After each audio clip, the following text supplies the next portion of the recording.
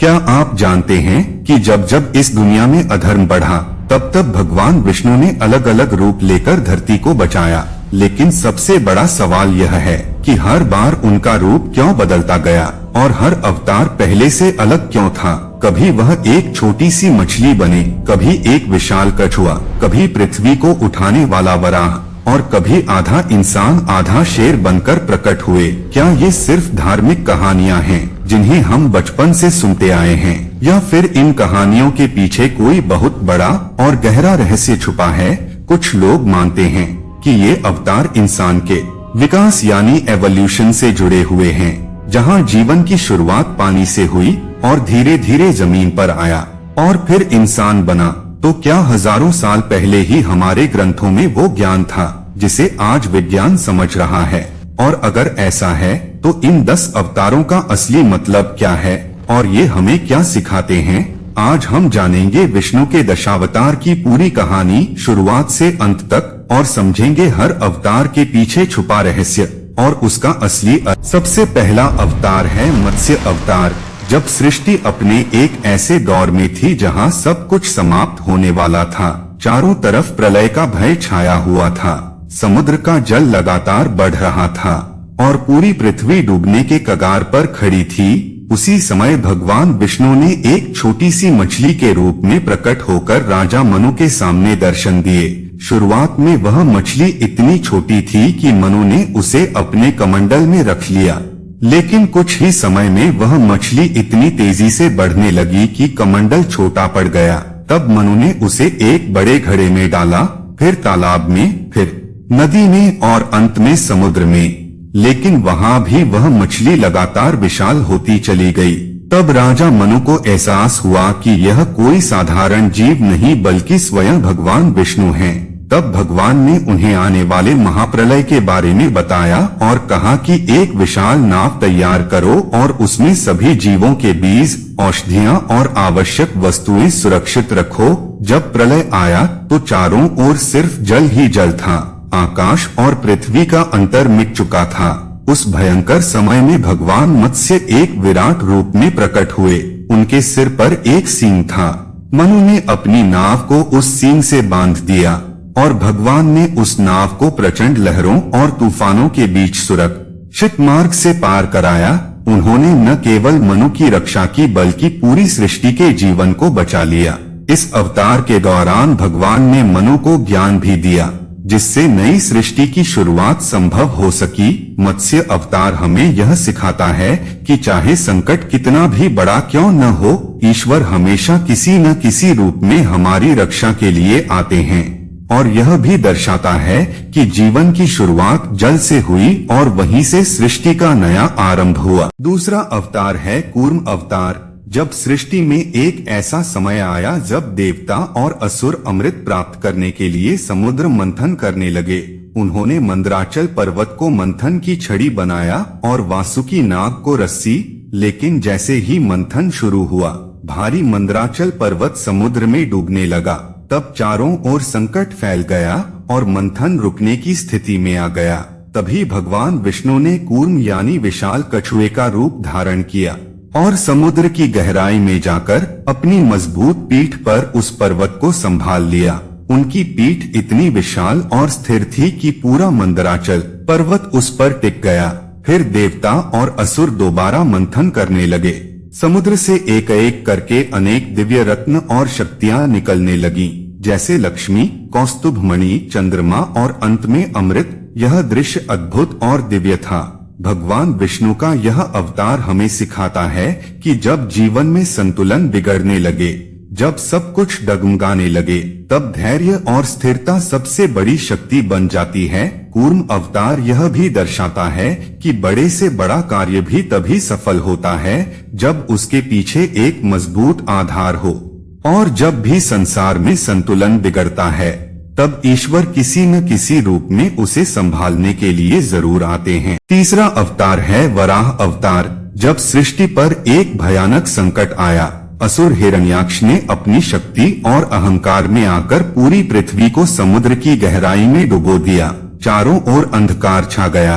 न आकाश दिख रहा था, न धरती, केवल जल ही जल था। देवता भयभीत हो गए और उन्हें समझ नहीं आ रहा था कि इस संकट से कैसे बाहर निकला जाए।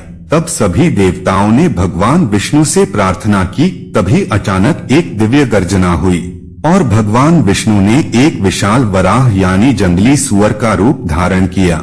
उनका शरीर पर्वत के समान विशाल था, उनकी आंखों में अग्नि के समान तेज था और उनके दांत इतने शक्तिशाली थे कि वे किसी भी चीज को भेद सकते थे।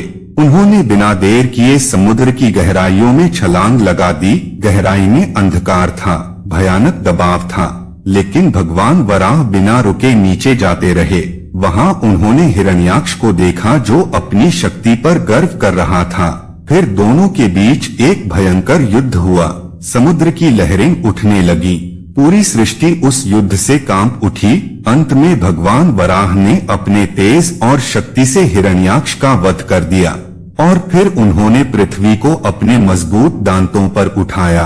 धीरे धीरे उसे समुद्र से बाहर निकाला और उसे फिर से अपने स्थान पर स्थापित किया। जैसे ही पृथ्वी अपने स्थान पर आई, सृष्टि में फिर से प्रकाश फैल गया, जीवन फिर से शुरू हुआ। यह अवतार हमें सिखाता है कि जब भी हमारी दुनिया अंधकार में डूबने लगती है, जब सब कुछ खत्म होता हुआ लगता है, तब ईश्वर किसी न किसी रूप में आकर हमें बचाते हैं।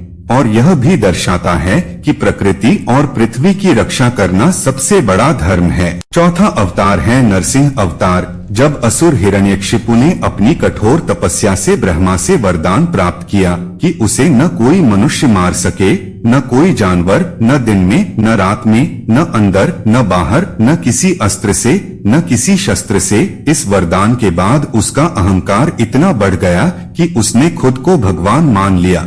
उसने पूरे राज्य में आदेश दे दिया कि कोई भी भगवान का नाम नहीं लेगा, सभी केवल उसकी ही पूजा करेंगे। लेकिन उसका अपना पुत्र प्रहलाद भगवान विष्णु का परम भक्त था। वह हर समय उनका नाम जपता रहता था। हिरण्यकशिपु ने कई बार उसे समझाने की कोशिश की, लेकिन जब वह नहीं माना तो उसने उसे मारने की कई कोशिशें की। कभी उसे ऊंचाई से गिरवाया, कभी आग में बैठाया, कभी विष दिया, लेकिन हर बार भगवान विष्णु की कृपा से प्रहलाद बच गया। एक दिन क्रोधित होकर हिरण्यकशिपु ने प्रहलाद से पूछा कि तुम्हारा भगवान कहाँ है, क्या वह इस स्तंभ में भी है? प्रहलाद ने कहा कि भगवान हर जगह हैं। यह सुनकर हिरण्यकशिपु ने गुस्से में उस स्तंभ पर प्रहार किया। तभी उस स्तंभ से एक भयानक गर्जना हुई और भगवान विष्णु नरसिंह रूप में प्रकट हुए। उनका रूप आधा इंसान और आधा शेर था। उनकी आंखों में अग्नि थी और उनका क्रोध भयानक था। उन्होंने हिरण्यकशिपु को पकड़ लिया और उसे दरवाजे की दहलीज पर ले गए, जो न अंदर था न बाहर। फिर संध्या के समय, जो न दिन था न रात, उन्होंने अपने नाखूनों से उसका वध किया, जो न अस्त्र थे न शस्त्र। इस प्रकार उन्होंने ब्रह्मा के वरदान को भी नहीं तोड़ा और अधर्म का अंत कर दिया। नरसिंह अवतार हमें सिखाता है कि चाहे अहंकार कितना भी बड़ा क्यों न हो, उसका अंत निश्चित है और सच्ची भक्ति करने वाले की रक्षा स्वयं भगवान करते हैं। छठा अवतार है परशुराम। जब धरती पर अधर्म और अत्याचार अपनी चरम सीमा पर पहुंच चुका था, उस समय क्षत्रिय राजाओं ने अपनी शक्ति का दुरुपयोग करना शुरू कर दिया था। वे अपनी ताकत के घमंड में निर्दोष लोगों पर अत्याचार कर रहे थे। धर्म और न्याय पूरी तरह से कमजोर हो चुके थे। तब भगवान विष्णु ने परशुराम के रूप में अवतार लिया। उनका जन्म एक ब्राह्मण परिवार में हुआ, लेकिन वे एक महान योद्धा भी थे। उनके हाथ में फरसा यानी कुल्हाड़ी थी, जिससे उनका नाम परशुराम पड़ा। बचपन से ही उन्होंने कठिन तपस्या और युद्ध कौशल सीखा। उनके पिता जमदग्नि ऋषि थे, जो सत्य और धर्म के मार्ग पर चलते थे। लेकिन एक दिन एक अत्याचारी राजा ने उनके आश्रम पर हमला किया और उनके पिता की हत्या कर दी। यह घटना परशुराम के जीवन का सबसे बड़ा मोड़ बन गई। उनका क्रोध भड़क उठा और उन्होंने प्रण लिया कि वे पृथ्वी को अत्याचारी और अधर्मी क्षत्रियों से मुक्त करेंगे। इसके बाद उन्होंने एक के बाद एक युद्ध किए और अपने पराक्रम से सभी अत्याचारी राजाओं का अंत किया। कहा जाता है कि उन्होंने पृथ्वी को 21 बार क्षत्रियों से मुक्त किया। उनका रूप एक तपस्वी और योद्धा का अनोखा संगम था, जहां एक तरफ वे भगवान के भक्त थे, वहीं दूसरी तरफ अधर्म के विनाश के लिए कठोर भी थे। परशुराम अवतार हमें सिखाता है कि जब शक्ति गलत हाथों में चली जाती है तब उसे संतुलित करना जरूरी हो जाता है, और यह भी कि धर्म की रक्षा के लिए कभी कभी कठोर कदम उठाने पड़ते हैं। 7वां अवतार है भगवान राम। जब धरती पर रावण का अत्याचार अपनी सीमा पार कर चुका था, वह एक महान विद्वान और शक्तिशाली राजा था, लेकिन अपने अहंकार और शक्ति के कारण उसने धर्म का मार्ग छोड़ दिया। उसने देवताओं, ऋषियों और आम लोगों को परेशान करना शुरू कर दिया। तब भगवान विष्णु ने अयोध्या के राजा दशरथ के घर राम के रूप में जन्म लिया। बचपन से ही राम मर्यादा, सत्य और धर्म का पालन करने वाले थे। उन्होंने गुरुकुल में शिक्षा प्राप्त की और अपने गुणों से सभी का दिल जीत लिया। समय के साथ उनका विवाह माता सीता से हुआ, लेकिन उनके जीवन में सबसे बड़ा मोड़ तब आया जब उन्हें वनवास जाना पड़ा। उन्होंने बिना किसी विरोध के अपने पिता के वचन का पालन किया और 14 वर्षों के लिए वन में चले गए। उनके साथ सीता और लक्ष्मण भी गए। वनवास के दौरान उन्होंने कई कठिनाइयों का सामना किया, लेकिन हमेशा धर्म के मार्ग पर चलते रहे। इसी दौरान रावण ने छल से माता सीता का हरण कर लिया। यह घटना पूरे युद्ध की शुरुआत बनी। इसके बाद भगवान राम ने वानर सेना के साथ मिलकर लंका पर चढ़ाई की। हनुमान जी की भक्ति और शक्ति इस युद्ध में सबसे महत्वपूर्ण रही। अंत में राम और रावण के बीच एक भयंकर युद्ध हुआ, जिसमें राम ने अपने दिव्य अस्त्रों से रावण का वध किया और अधर्म का अंत कर दिया। इसके बाद वे अयोध्या लौटे और रामराज्य की स्थापना की, जहां न्याय, सत्य और धर्म का राज था। राम अवतार हमें सिखाता है कि जीवन में चाहे कितनी भी कठिनाइयां आएं, हमें हमेशा सत्य और धर्म का साथ नहीं छोड़ना चाहिए और एक आदर्श जीवन जीने का प्रयास करना चाहिए। अभी बाकी हैं भगवान कृष्ण, बुद्ध और कल्कि अवतार, जिन्हें हम किसी अगली वीडियो में विस्तार से जानेंगे, क्योंकि अगर अभी सब कुछ एक साथ बताएंगे तो यह वीडियो बहुत लंबा हो जाएगा। इसलिए अगर आपको यह वीडियो पसंद आया हो तो इसे लाइक जरूर करें और ऐसे ही और ज्ञानवर्धक वीडियो के लिए चैनल को सपोर्ट करें।